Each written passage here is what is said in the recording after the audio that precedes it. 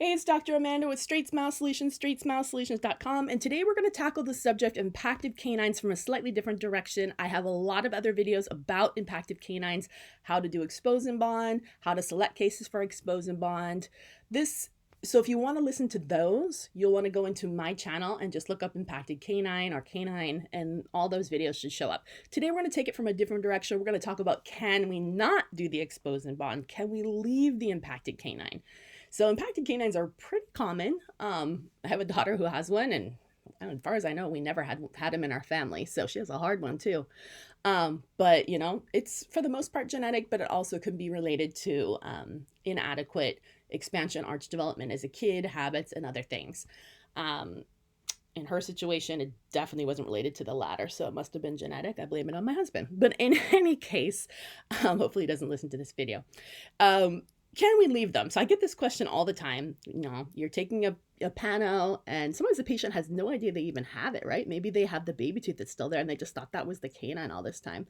And sometimes they know and they're like, hey, I want aligners, I want Invisalign, I want to straighten my teeth. Can I just leave it? So my answer to this is, you as the general pediatric dentist or even the orthodontist shouldn't answer that question. I always punt that question. If I think it's even possible. If it's a no, it's a no. Like in this situation, like this and this, no, you can't leave it. Why? Because we're going to be moving around the other teeth and we're going to run into that tooth and we're going to damage those teeth. And even if you attempt it, even if you had every disclaimer in the world signed, and I've even tried this before. That's how I know this, if and when there was damage down the road that happened, or external root resorption that happened later down the road, you'll be liable. You'll be liable for saying it was okay. So my answer was always no. My answer is either it comes out or we do it expose and bond.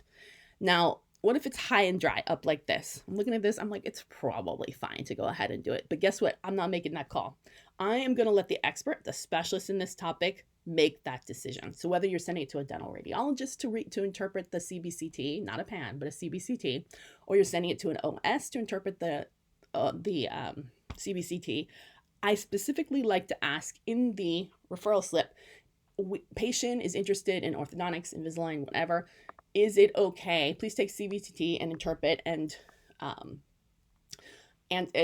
let us know if it's okay to leave tooth number 11, or 6 and 11 impacted while we commence orthodontic treatment, something like that. And then they'll reply back, yes, there is no chance of root resorption.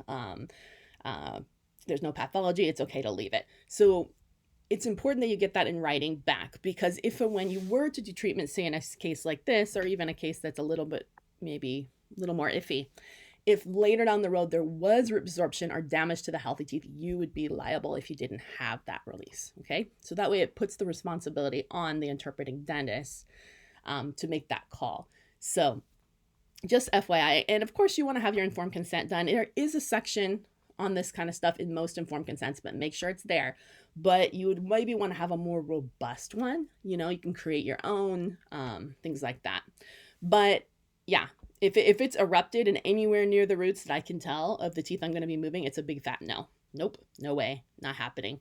Unless you've taken that CBCT and it's so palatal that there's no way the roots are going to hit it. You know what I mean? So let the interpreting doctor read it and respond and make that decision.